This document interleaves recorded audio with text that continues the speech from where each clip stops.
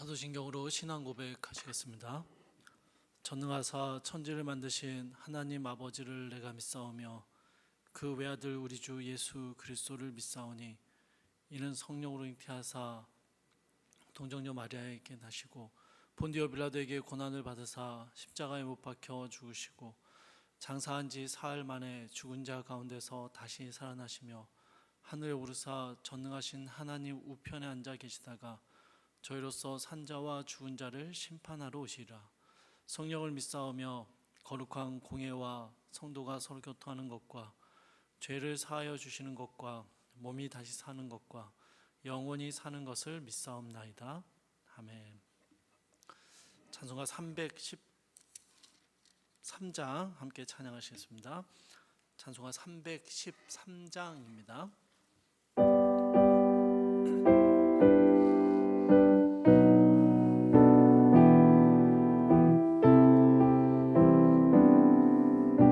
313장입니다.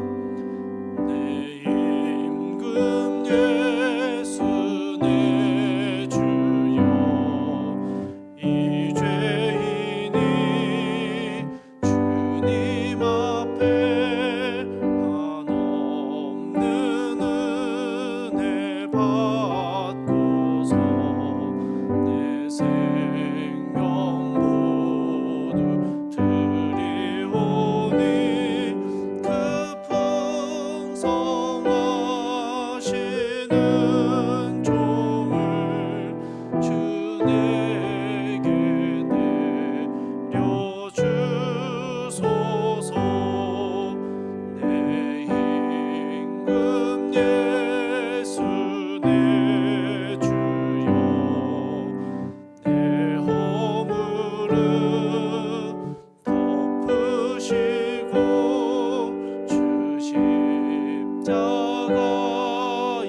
흘리신 그 피를 믿는 마음 보사 내 중한 죄를 사하여 참 평안한 맘 주소서. 내 임금 예수 내 주여 주 은혜에 감격하여 한없는 감사 찬송을 내 주님 앞에 드리오며 내 마음과 정성 다하여 늘 기뻐하며 살리라. 내 임금 예수 내 주여 이 마음과 이 천한 몸 그 보배 피로 값주고 주 친히 사신 것이오니 나 이제 사나 죽으나 주 뜻만 따라 살리라. 아멘. 오늘 함께 보실 말씀은 여호수아 5장 1절에서 12절까지의 말씀입니다. 여호수아 5장 1절에서 12절까지의 말씀 제가 읽도록 하겠습니다. 요단 서쪽의 아모리 사람의 모든 왕들과 해변의 가나안 사람의 모든 왕들이 여호와께서 요단물을 이스라엘 자손들 앞에서 말리시고 우리를 건너게 하셨음을 듣고 마음이 녹았고 이스라엘 자손들 때문에 정신을 잃었더라. 그때 여호와께서 여호수아에게 이르시되 너는 부싯돌로 칼을 만들어 이스라엘 자손들에게 다시 할례를 행하라 하시매 여호수아가 부싯돌로 칼을 만들어 할례산에서 이스라엘 자손들에게 할례를 행하니라. 여호수아가 할례를 시행한 까닭은 이것이니 애굽에서 나온 모든 백성 중 남자 곧 모든 군사는 애굽에서 나온 후 광야 길에서 죽었는데 그 나온 백성은 다 할례를 받았으나 다만 애굽에서 나온 후 광야 길에서 난 자는 할례를 받지 못하였음이라. 이스라엘 자손들이 여호와의 음성을 청종하지 아니하므로 여호와께서 그들에게 대하여 맹세하사 그들의 조상들에게 맹세하여 우리에게 주리라고 하신 땅 곧 젖과 꿀이 흐르는 땅을 그들이 보지 못하게 하리라 하시매 애굽에서 나온 족속 곧 군사들이 다 멸절하기까지 40년 동안을 광야에서 헤매었더니 그들의 대를 잇게 하신 이 자손에게 여호수아가 할례를 행하였으니 길에서는 그들에게 할례를 행하지 못하였으므로 할례 없는 자가 되었음이었더라. 또 그 모든 백성에게 할례 행하기를 마침에 백성이 진중 각 처소에 머물며 낫기를 기다릴 때 여호와께서 여호수아에게 이르시되 내가 오늘 애굽의 수치를 너희에게서 떠나가게 하였다 하셨으므로 그곳 이름을 오늘까지 길갈이라 하느니라. 또 이스라엘 자손들이 길갈에 진쳤고 그달 14일 저녁에는 여리고 평지에서 유월절을 지켰으며 유월절 이튿날에 그 땅의 소산물을 먹되 그날에는 무교병과 볶은 곡식을 먹었더라. 또 그 땅의 소산물을 먹은 다음 날에 만나가 그쳤으니 이스라엘 사람들이 다시는 만나를 얻지 못하였고 그 해에 가나안 땅의 소출을 먹었더라. 아멘. 본문의 1절 말씀을 보시면 이스라엘이 요단강을 건너온 이야기를 들은 이 가나안 사람들의 마음이 녹아내렸고 정신이 혼미해졌다라고 표현하고 있습니다. 이 가나안 사람들이 하나님이 얼마나 놀랍고 두려운 분이신지를 알게 되었다라는 것이죠. 이제 하나님께서는 2절에서 이스라엘 백성들에게 할례를 행하다라고 말씀하십니다. 할례는 출생 후 8일이 된 어린아이에게 행하는 언약의 징표였는데요. 이 하나님의 백성이 되었다라는 약속의 징표였습니다.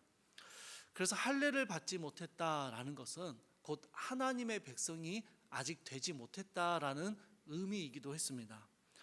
광야에서 보냈던 40년의 시간 동안 출애굽 2세대들은 떠돌이 생활을 하는 동안에 할례를 행하지 못했습니다.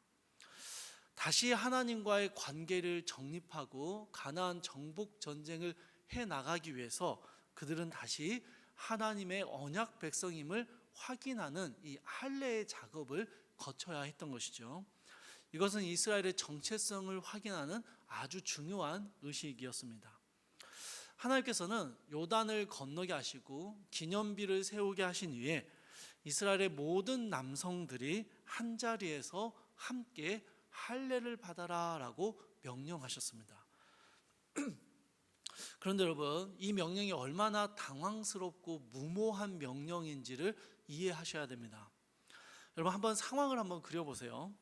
이스라엘 전 백성이 범람하는 요단강을 멈추게 하고 마른 땅을 건너서 이 가나안으로 들어왔습니다. 요단강 주변의 민족들뿐만 아니라 가나안의 모든 족속들이 이 이스라엘의 행보를 주시하고 있습니다. 모두 두려워했다라고 말을 하잖아요. 이 말은 여러분, 이 가나안 땅에 있는 사람들의 모든 눈과 귀가 이스라엘이 앞으로 어떻게 할 것인가에 쏠려 있었다라는 것입니다. 조금 현대적으로 설명하면요, 이스라엘이 진을 치고 있는 길갈 주변에 이 가나안의 왕들이 보낸 수많은 정탐꾼들이 보고 있었다라는 것입니다. 길갈 곳곳에 파견된 첩보원들이, 첩자들과 정보원들이 그렇게 눈에 불을 켜고 이스라엘의 약점을 찾고자 노력하던 시기입니다. 그런데 여러분, 이스라엘이 뭘 했습니까?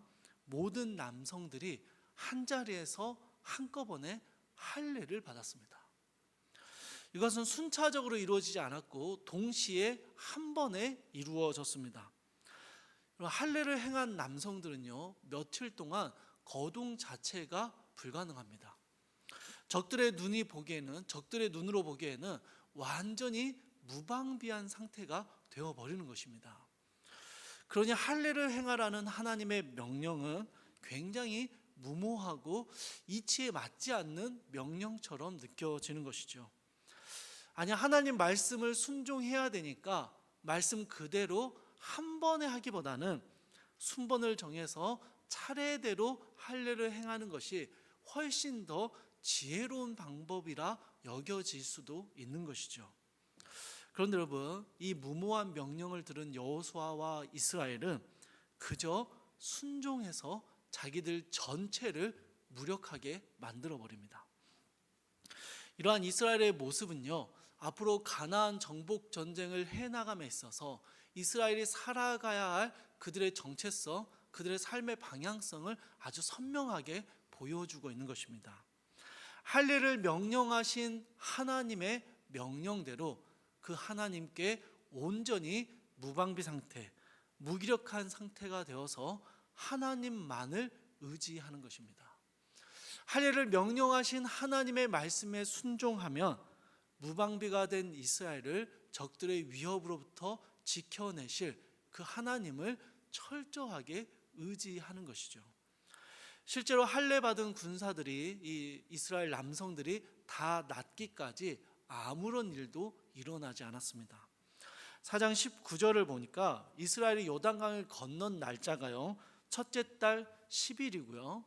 할례를 받은 후에 5장 10절에서 유월절을 지킨 날이 그달 14일 저녁입니다. 그러니까 3일에서 4일 정도 이스라엘 남성들이, 모든 남성입니다, 어린아이에서부터 나이 든 사람까지 모든 남성들이 다 무력하게 처소에서 그저 낫기를 기다리며 누워 있었던 시간입니다. 여러분, 그 시간 동안 얼마나 많은 걱정과 고민들이 있었겠습니까? 혹시 이러다가 적들이 쳐들어오면 어떡하지? 우리는 아무것도 할 수 없는데, 6월절 전에는 회복할 수 있을까? 우리 한 번에 할 게 아니라 교대로 할 걸 그랬나 보다, 등등의 수많은 생각들이 이스라엘 가운데 있었겠죠. 그런데 여러분, 이스라엘은요, 이 많은 고민 끝에 할례를 행했고 할례를 행하라 명령하신 하나님께서 이스라엘 백성을 적군의 틈 가운데서 지켜내시는 것을 경험할 수 있었습니다. 이제 이후로 이스라엘 백성은 가나안을 정복해 가면서 철저하게 하나님께 의존될 때 하나님이 지키시고 보호하신다라는 사실을 체험적으로 알게 된 것이죠. 10절을 보니 할례의 휴증에서 벗어난 회복된 이스라엘은 이제 유월절을 지킵니다. 유월절은 할례 받은 사람들만이 참여할 수 있는 예식입니다. 그래서 출애굽 2세대들은 태어나서 처음으로 유월절을 드리는 것이 됩니다. 길가에서 할례를 경험한 이후로 그들은 유월절의 의미들을 더 깊게 묵상할 수 있었습니다. 그럼 유월절이 무엇입니까? 그냥 무기력하게 죽어야 하는 존재인데 이스라엘을 어린 양의 피로 구원해 내신 하나님의 구원 역사가 유월절이죠. 그러니 여러분, 할례를 행하고 유월절을 지키면서 이스라엘 사람들은요, 철저하게 하나님 앞에 우리가 얼마나 무기력한 자들이며 하나님께 전적으로 맡겨져 있을 때야 우리의 삶이 이루어질 수 있음을 깨달아 갔던 것이죠. 이제 모든 것을 다 하나님 앞에 내려놓고 하나님의 말씀에 하나님을 의지하며 순종하는 삶을 살기로 결단하는 시간들을 지나오는 것입니다.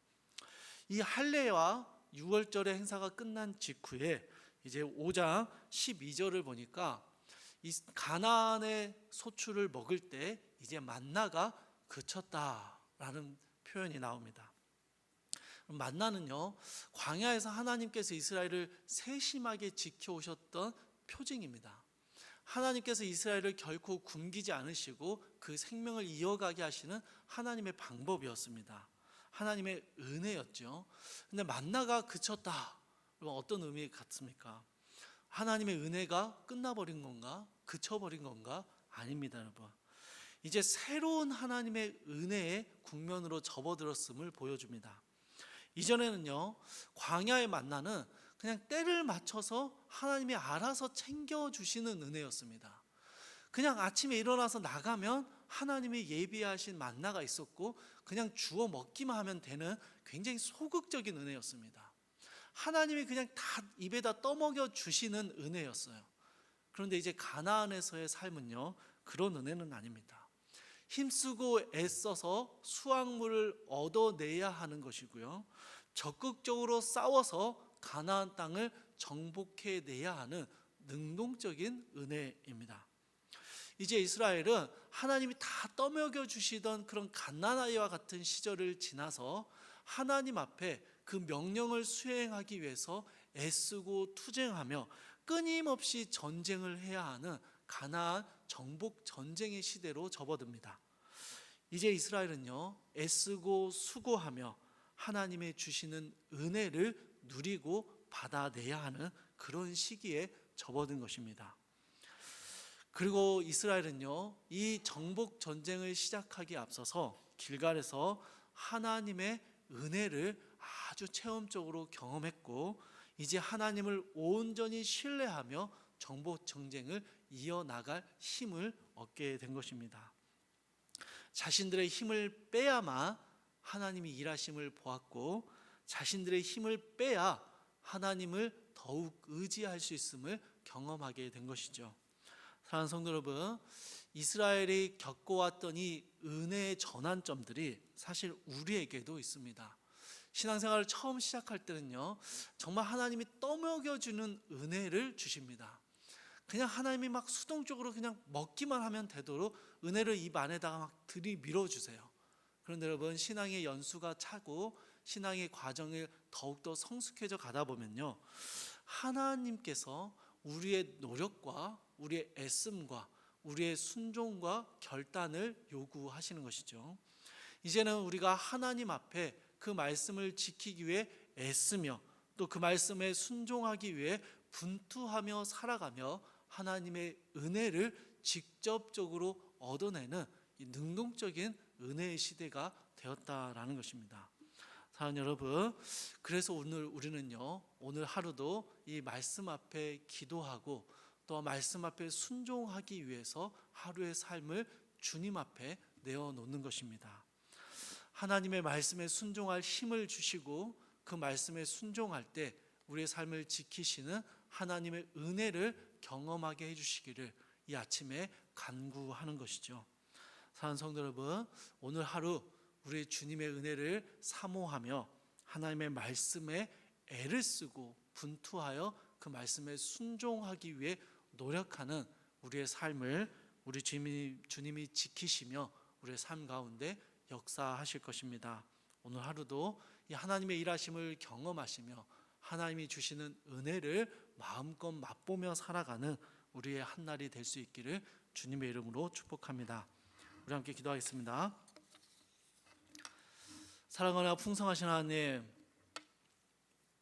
하나님 앞에 철저하게 무방비 상태로 무기력한 상태로 서 있었던 이스라엘이 지키시고 보호하시는 하나님을 경험했던 것처럼 사랑하는 주님, 기도의 자리에서 철저하게 주님 앞에 엎드려 하나님의 은혜만을 구하며 주님만을 의지하는 사랑하는 주의 백성들 가운데 우리가 만나는 삶의 모든 자리에서 우리의 무기력함을 인정하고 하나님의 돌보심을 구할 때 하나님 우리 가운데 역사하시고 지키시고 보호하시는 하나님의 은혜를 경험하게 하여 주시옵소서. 사랑하는 주님, 철저히 하나님께 의존된 삶을 살게 하시고 하나님을 의지하며 살아갈 때 오늘 하루도 하나님이 주시는 은혜로 채워지는 하나님 은혜의 삶을 살아갈 수 있도록 주님 우리의 한날을 축복하시고 동행하여 주시옵소서. 감사드리며 우리 주 예수 그리스도의 이름으로 기도드립니다. 아멘. 하늘에 계신 우리 아버지여, 이름이 거룩히 여김을 받으시오며 나라의 임하옵시며 뜻이 하늘에서 이루어진 것 같이 땅에서도 이루어지이다. 오늘날 우리에게 일용할 양식을 주옵시고 우리가 우리에게 죄 지은 자를 사하여 준 것 같이 우리 죄를 사하여 주옵시고 우리를 시험에 들게 하지 마옵시고 다만 악에서 구하옵소서. 대개 나라와 권세와 영광이 아버지께 영원히 있사옵나이다. 아멘. 주신 말씀 붙잡고 함께 기도하시겠습니다. 첫 번째로 신실하신 하나님을 신뢰하며 하나님께서 내 삶을 지키시며 인도하심을 경험하게 하옵소서. 함께 기도하시고요. 두 번째로 교회 각 처에서 섬기는 모든 봉사자들과 섬김이들 가운데 하나님의 은혜를 부어주시고 하나님의 일하심을 신뢰하는 믿음을 주옵소서. 기도해 주시고, 마지막 세 번째로 교육관 건축과 도시개발 협상이 지혜롭게 이루어지고 오직 하나님의 영광이 드러나게 하옵소서. 함께 기도하시고 각자의 기도 제목 가지고 기도하시다가 자유롭게 돌아가시기 바랍니다. 사랑하는 풍성하신 하나님, 이스라엘의 할례와 유월절을 통해서 하나님 앞에 우리가 얼마나 무기력한 존재인지를 깨달았던 것처럼, 하나님, 우리가 우리의 삶의 주인이 아니며 우리가 우리의 삶을 주관할 수 없으며 내 삶이 나의 뜻과 내 계획대로 되어지지 않음을 고백하며 하나님 앞에 무릎 꿇고 주의 도우심을 구하고 주의 은혜를 구하는 사랑하는 모든 주의 백성들 가운데 하나님의 선하심이, 주의 인도하심이, 주님의 은혜가 가득하게 하여 주시옵소서. 사랑하는 주님, 새해를 시작하며 교회 각 처에서 섬기는 모든 봉사자들과 섬김이들의 마음과 생각과 그들의 삶을 주님이